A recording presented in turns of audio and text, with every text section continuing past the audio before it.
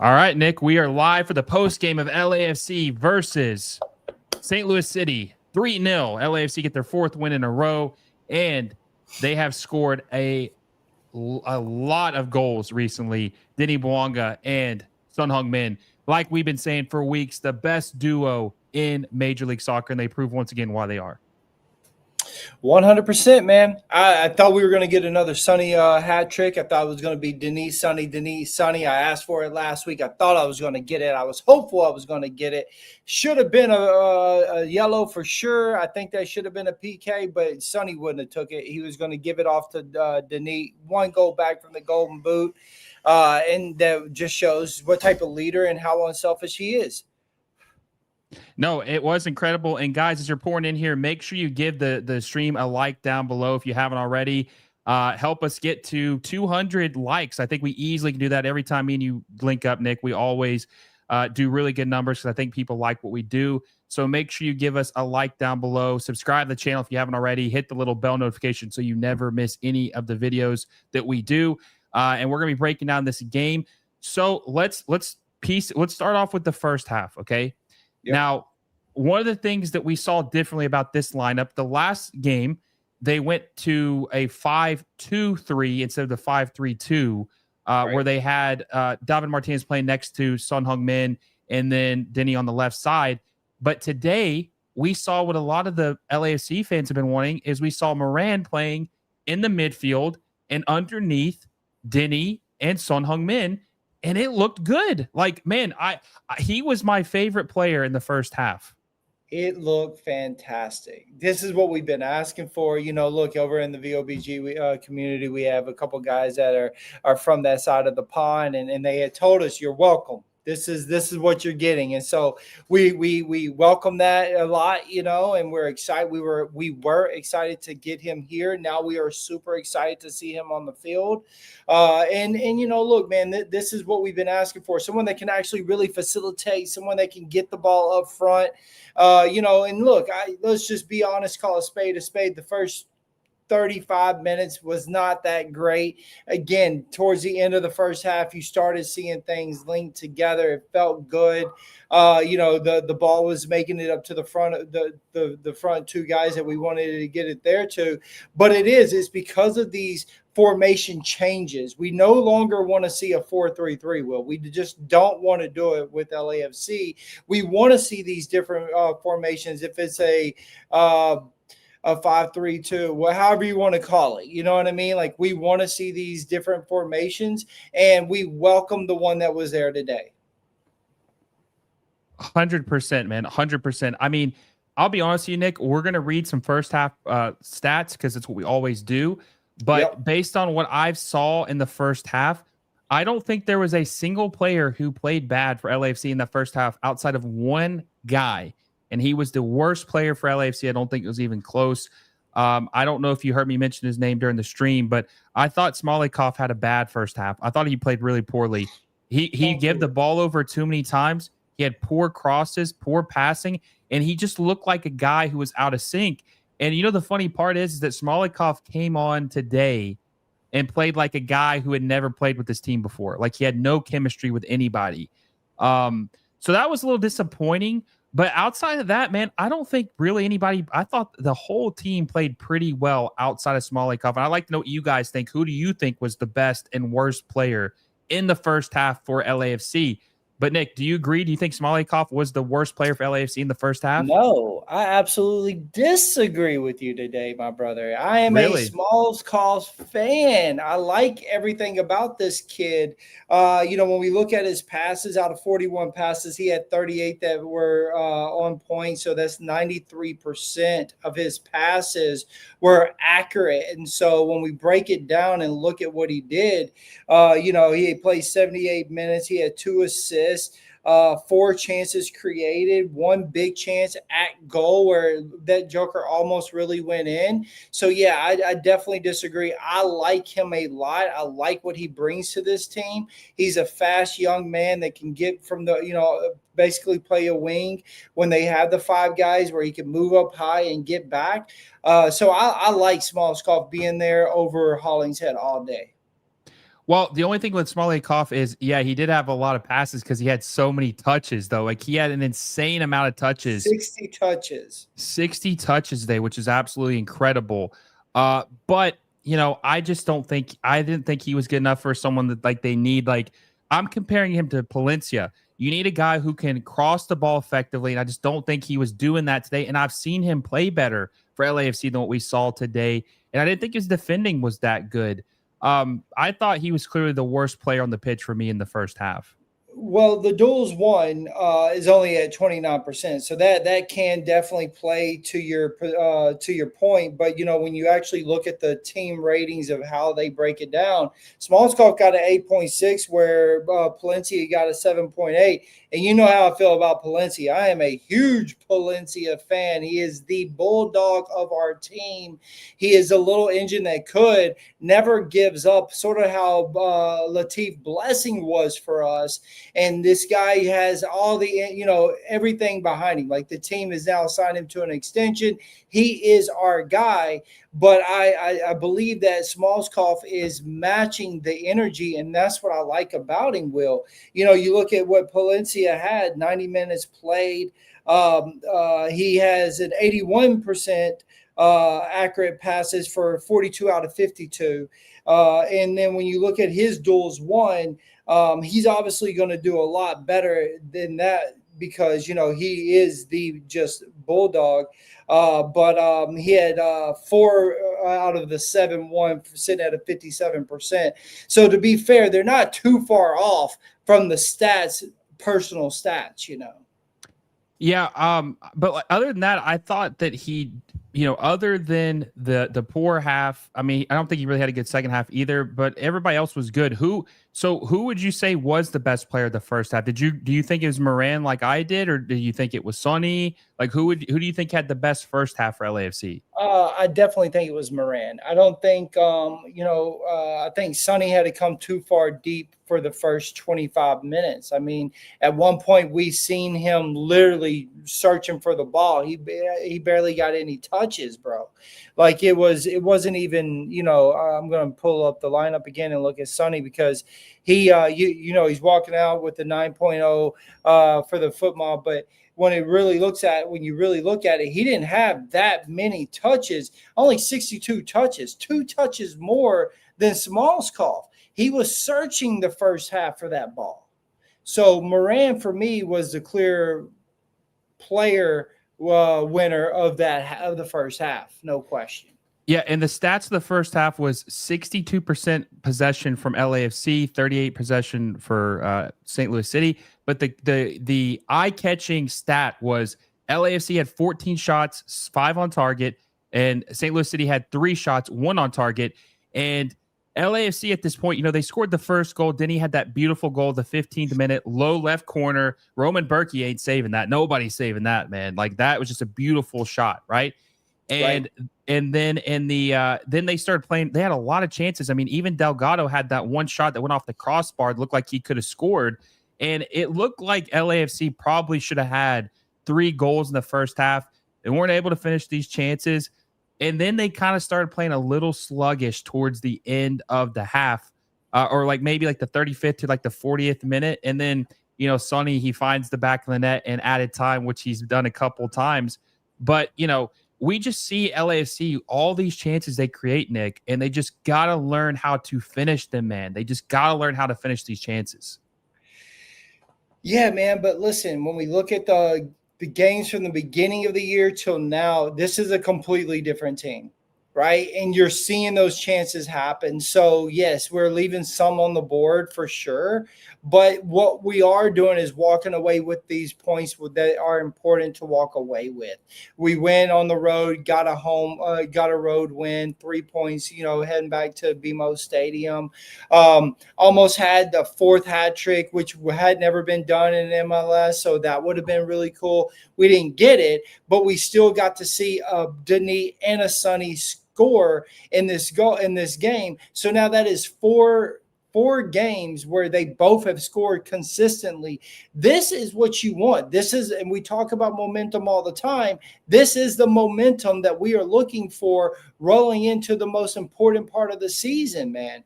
Now we have 4 games left. We can still, as we have said, we can win those games, Will. We're not out of this race to end up in the second in the West. And so LAFC has all of the firepower behind them. They're rolling in the right direction. Dolo ball is out of the conversation because they just don't listen to Dolo ball anymore, and they're really playing their own style at this point. No, they don't do Dolo ball anymore. This is ballers ball. This is just the dudes going to work and doing what they do. That's just what it is. It's quality. It's quality over coaching is the way I would call it. And you just see how much better it is, and especially with the duo up top. So first half, they end up 2-0. I'm thinking to myself, okay, you just mentioned about Sonny. We'll talk about that in the second half about maybe going for his hat trick. But I was thinking at the halftime, okay, we're at a crossroad here. Each guy has 1 goal. That's how it was the last game. Who's going to be the hat trick king? Who's going to be that guy? And then the 60th minute, Son Heung-min leaves St. Louis City defenders like statues, man. They didn't even know what hit him. Goes left, scores an easy goal. Roman Berkey's losing his mind because the defenders are just standing there, not doing anything, not marking him. Disgraceful defending by St. Louis City. And at that point, I'm thinking, oh, man, Sonny is going to do it. They're going to be Bouanga hat trick, Sonny hat trick, Bouanga hat trick, Sonny hat trick. That would be something that will probably never be broken in MLS history, I would say, if that happened.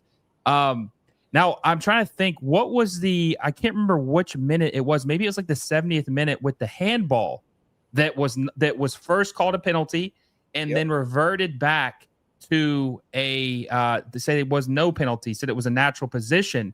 And you know what? Even with that, Nick, Sonny was so selfless. He was going to let Denis Bouanga take the penalty so he could tie Lionel Messi for the Golden Boot race in Major League Soccer. Right. That's right. Unselfish, a leader. We talk about this all the time on your show, on my show. We talk about this, right?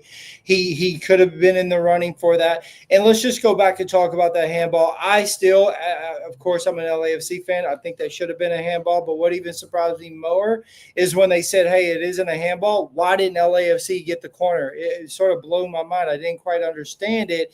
It hits the guy. Okay, so you're not going to call the handball, but it goes out on his arm. Why aren't we getting the corner? But very unselfish of Sonny is showing where this team is as far as a cohesiveness of what the guys want. The one goal that they have is to get higher in the Western Conference, to go into these playoff games. And I think, that proves it. It's like, yes, I want to get this hat trick, but you are 1 goal away from tying Messi, with us having 4 games left and him having, I believe now 5 games, because they just played 2, right? They played 1 over the week and then this one. So now I believe they have 5 games left. And so this was the opportunity, or would have been the opportunity for Denis to tie him again. And so I thought that was really cool of Son to say, no, you take it no matter what. Yeah, and Fabian Rankel, a friend of the show, says Son and Bouanga arguing with the ref about the overturn penalty up 3-0 on St. Louis. Yep. Just how badly they want to turn this league upside down. That's right. No, that's funny. That's true. But, I did hear someone say, too, they thought that they were arguing about not having possession, like you said a minute ago, like that they should have been their ball. If they, making that call and then reverting, it should have been a corner, right? So I think there was a couple things, and you saw Sonny pissed at the refs as usual because they're bad. And Nick, before we get into the ref, because I definitely want to talk about that, one thing we got to mention too is that Son Heung-min had an absolutely reckless play on Hugo Lloris in the first half, like first couple minutes, and it hurt him, and then he ended up having to come out in the second half, didn't start the second half. So that's something to monitor because they need Hugo Lloris if they're wanting to make a deep run. Need him big time. Need him big time. If it wasn't from Hugo this year, we're not sitting where we are right now. We have a longer road to travel up that Western Conference without that guy. So, big loss. If it is a loss for LAFC, not happy to see him come out the second half. One that makes you nervous, right? This is a guy that you can't lose at this point of the year. So we need him to be healthy. And so, yeah, that was something within the chat that people are a little nervous about because he has been, obviously, look, he's not scoring the goals, but he's saving the big ones for us. And so that's one thing that we've got to understand, that we don't want to lose a Hugo at this point in the season, by no means. So would you say real quick, watching the challenge a couple times, do you think that should have been a red? Was that a reckless? I mean, he did knee him like right in the chest. Do you think that was, they gave him a yellow, Son Heung-min, for that challenge, but do you think that should have been a red? Well, of course I did, but I'm an LAFC fan, so I'm sure others will be like, well, he's being a little biased, you know what I mean? But I seen Hugo run towards it, do what he was supposed to do, know that he isn't going to touch. He's going to try to get down and slide to it. Oh, boy, he's there first. Boom, he hits him with the chest. It feels like it should be, but again, I could have blinders on. Yeah, so we'll monitor and see what he's doing. Now, second half, 11 minutes of added time, absolutely insane. I did think when they added 11 minutes, I did think that Sonny was going to get that hat trick. So I'm a little disappointed for him that he wasn't able to get that. But man, LAFC just was in complete control this entire game. You almost kind of felt bad for St. Louis City at a certain point. You saw that Klaus, the number 9 for St. Louis, had that frustration foul on Schwanier where he just knocked him out, dude, like hit him pretty hard. I'm honestly surprised he just got a yellow for that. But one thing too, I did notice, Nick, and I think the chat agrees with this as well, is that it felt like the referee in this match had an insane ego, dude. Like just the smirks he had, the way he was talking during the game. He felt very, just it's not what you want to see when someone's calling a game. This is the topic for especially the new Sonny fans coming to MLS and LAFC, and this one is no different. We've watched this ref quite a while. You and I have, right, Will? And he's been around, and he's a younger guy, and he gets a lot of the bigger games. To be fair, like he's one of the ones that you see call some of the more important games. But he always has that attitude, like he sort of runs the show. And I'm not a fan of it, bro. I'm not a fan of the refs thinking they're over the players. You know what I mean? Like your job is to call what you see, but you aren't God on the field. Like the players are, their play is like, that's what we're there to see. And for you to dictate or mess up any type of rhythm or what a team has going on, I'm not a huge fan of. And today wasn't any different, like he does smirk. He sort of, to be fair, I feel like he gets in the players' heads at times when he does that, and then you'll see, them react later on, and then that's when another yellow comes out or whatever it might be. And I'm not a fan of it, dude. I'm really not. No, he calls the game like he has an ego. Yep. And I don't know. I just the way he was smirking at some of the, I don't know. It just like, and Mr. Mister made a joke about him adding 11 minutes of ad time, which was ridiculous. I don't think that much time was wasted in this game. So that was weird. But Mr. Mister joked and said he wanted to add 11 minutes so he had more screen time for himself on TV so people could see him a little bit more, which I thought was kind of funny. So that was always with the jokes. Great member for both channels, right? Love what he says. Funny dude. Now let's talk about going forward, right? Let's talk a little bit about the standings, because someone mentioned in the chat there's some interesting new developments here. Okay, so let me pull this up real quick, and so we can see the standings, because LAFC still have a chance, man, to win the Supporter Shield in Major League Soccer. As it stands right now, Nick, LAFC have 2 games in hand. San Diego is losing right now to San Jose 1-0. And if they lose, LAFC could win their final 2 matches and finish first place in the Western Conference. Now, Vancouver still has a difficult remaining 3 games, but it feels like LAFC control their own destiny. Well, I'll be honest with you. This is news to me. I didn't know that they were losing right now, because obviously the game just came off, jumped on here, is excited to talk about LAFC. But now that even makes me more excited, Will. I'm sitting here thinking that we're going to walk away with second place in the Western Conference to go into the playoffs. Now knowing that we could win, first place. But I heard you say Supporter Shield. There's a chance for them to claim the Supporter Shield? Yes. With Inter Miami dropping points yesterday, not getting the win, earlier today. Roger that. So Inter Miami and LAFC have the most remaining games. They both have 4 games left. Inter Miami has 56 points, so they're 3 points ahead, and LAFC have 53 points with 4 games ahead, so they're 3 points ahead. But there's still 4 games. A lot could happen. Philadelphia have 63 points with 2 games. It's not impossible. If LAFC can win the remainder of their games, they would have 65 points. Okay. Philadelphia could drop the remaining 2 games and have 63 points. So mathematically, LAFC still have a very good chance of winning, or have a good chance of winning. Now, I wouldn't say very good, but they have a good chance of winning the Supporter Shield. And they have a very good chance of finishing first place in the Western Conference. Who thought that would be the case after the slow start? But when you have a duo like these 2 guys, anything can happen. Bro, I did not know that. That even makes me more excited. Can you imagine, bro, that this man comes here, we're sitting in 5th place, wondering if we were going to fall back. He comes in and we end up taking first in the West and the Supporter Shield. That would be fantastic for us as LAFC fans. But look, man, anything above 3rd place, I'm going to be happy with. If it only ends up being 2nd place in the West, still a good position for the boys to roll into. Of course, they want to get the first place. Of course, they want to get the Supporter Shield.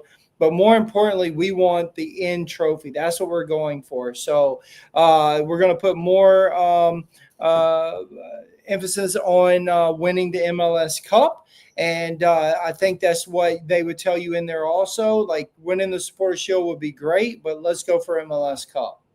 No, and I agree with that. I do think, though, that having home field advantage in the playoffs would be huge for LAFC, because that would mean the entire playoffs goes through BMO Stadium. That's right. Big. And so I think that even though we've seen that the LAFC can play well on the road, I mean, they just won on the road right now, and people will say that, I even said that this is not a good team, St. Louis City SC, but when you're traveling 1,500, 2,000 miles, most people aren't used to that kind of travel when they're talking about soccer. That is a big deal, and it can make them, they just played a game. What was that? We did our game. Was it Wednesday? I think Tuesday or Wednesday that they played RSL for the 2nd time. So they're traveling, they're playing a lot of games. That is impressive to get points on the road, especially with the travel. So I just think that LAFC, if they can have the Fortress at home and all the fans who will show up for the game, it's going to be tough to beat them. Now, I want to say this too. I think San Diego FC are probably in trouble when it comes to the first place, the Western Conference, because they have 2 games left. After this, they're probably going to lose to San Jose.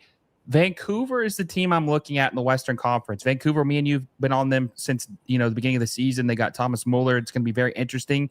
They're at 0-0 draw right now. They could, we'll see what happens. I mean, here's the thing: it's a draw right now that puts them 1 point, at 57. But if they lose tonight, Nick, they have 1 game in hand. If LAFC win their next one, they would be tied. So there is a lot of things that could happen. But I want to say this too, because a lot of people were asking me real quick. Kenny says, "Hi, Nick. How are you?" Kenny is your biggest LA Galaxy fan. Yes, I know, but Kenny is a great dude. I like Kenny.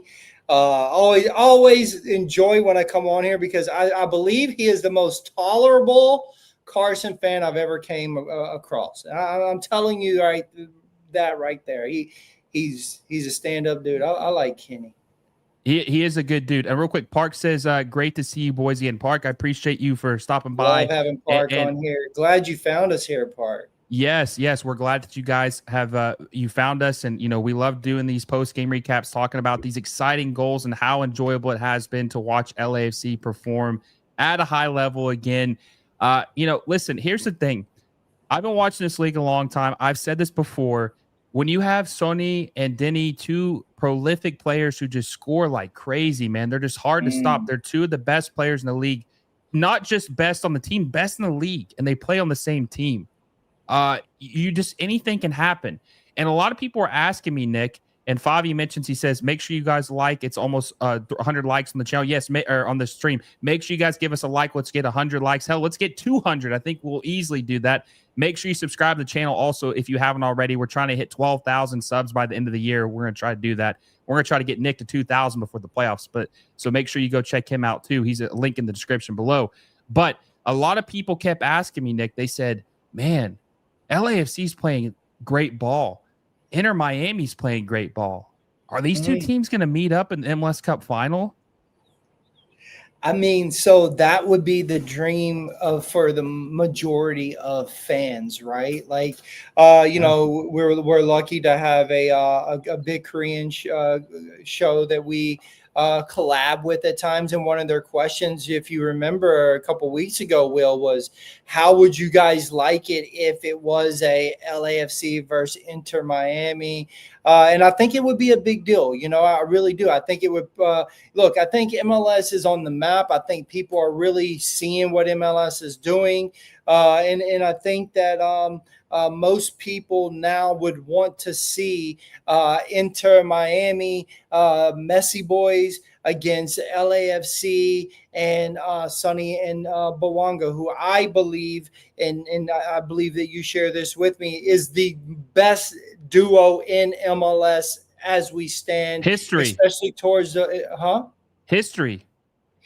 Okay, I'm down for that one too, And so I think no matter where you are as a fan for MLS, if these 2 teams do make it in the final, people are going to watch. You know what I mean? I don't care if you represent SKC. I don't care if you represent Philadelphia. I don't care if you represent Vancouver. You're going to watch that finale because now you have 2 of the, powerhouses in MLS going toe to toe. And I believe that it will go down, in my opinion. Of course, again, this could be biased with my goggles on, but as probably the most viewed MLS final of all time, Will. No, I agree with that. I think that right now that these 2 teams are probably the favorites to make it to MLS Cup, which MLS would love for that to happen because that would be a ratings dream for the league.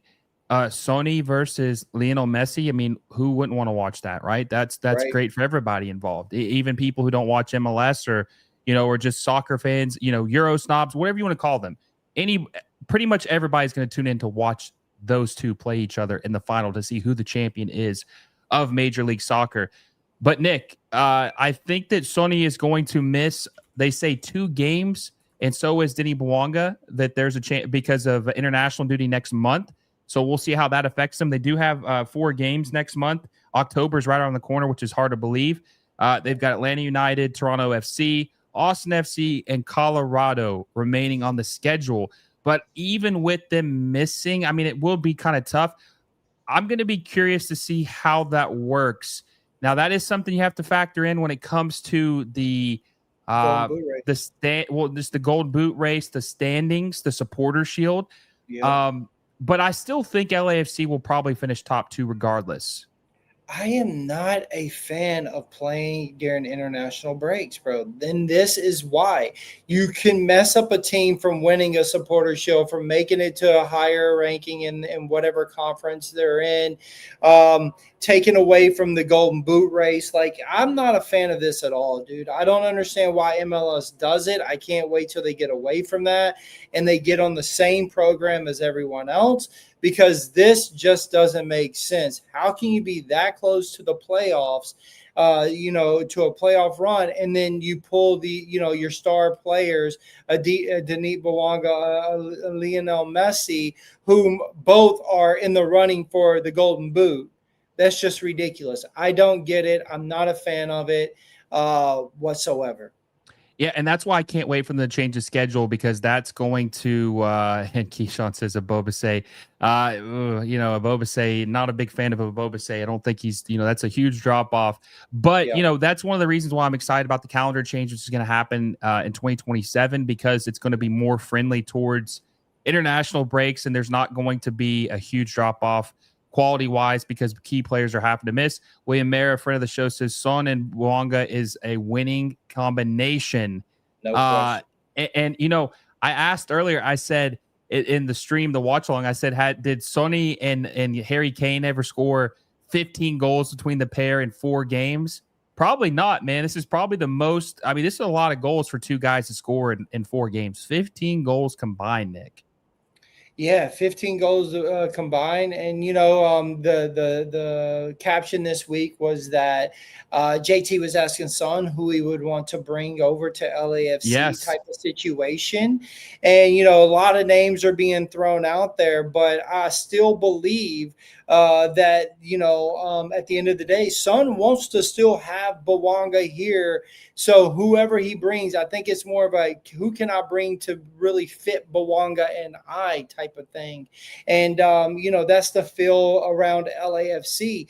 These two have really hit it off. These two are joint at the hip, and you can see it in their play. It's beautiful to watch. And as you said, best duo in history. And I'm going to run with that. I agree. Nick, we still, like I say this every time, we still have several games left, 4 matches left before the playoffs, a lot of soccer left to be played. Real quick, I want to give a shameless plug real quick about this shirt that I made to show you guys. Sonny and Denny goal shirt. Sonny plus Denny equals goals. $25 shirt. I think it's pretty cool, especially since they've scored 15 combined in the last 4 games. I mean, look at the smile on these guys' face. This is a hell of a duo. I got a link in the description where you can, find this shirt and get it. They got 2 colors, got black and then an ivory. I think it's a cool shirt. I ordered one myself. I got a couple people have actually bought this. So if you guys like this shirt, there's a link in the description below to find this shirt for purchase. It's an incredible shirt, and I think we're going to get a lot more of Sonny plus Denny goals. Also, I have Nick's channel in the description. It says Nick's channel, and then I have him tagged in there. You guys need to go subscribe to him, help him get to 2,000 subscribers. I'm on there damn near every Monday to break down what we saw. Best LAFC podcast, in my opinion, so you make sure you guys go follow him in the description below. Nick, any final words before we head out, my friend? I mean, just exciting times, bro. Like, honestly, I can't say it enough. Exciting times at the right time. And that's what I think is, because Will, at the beginning of the year, you and I were not happy with LAFC, and we were very critical of obviously the coach, but also the players that were on the field, not putting it together, not looking like they had any type of chemistry whatsoever. And in this last short period of time of 7 weeks, things have really changed for the best for LAFC. And so this is the time not to take our foot off the gas. Hope that, you know, we figure out a way to not have Denis miss those things. If it happens, it happens. But you know, we just got to keep at it, man. And LAFC is going to hopefully continually move up that ladder of the Western Conference. And if we can get to first place and snag that supporter shield, what a treat that will be. But nonetheless, trying to get home field advantage for some of them games, as you mentioned, will be the most important thing for LAFC.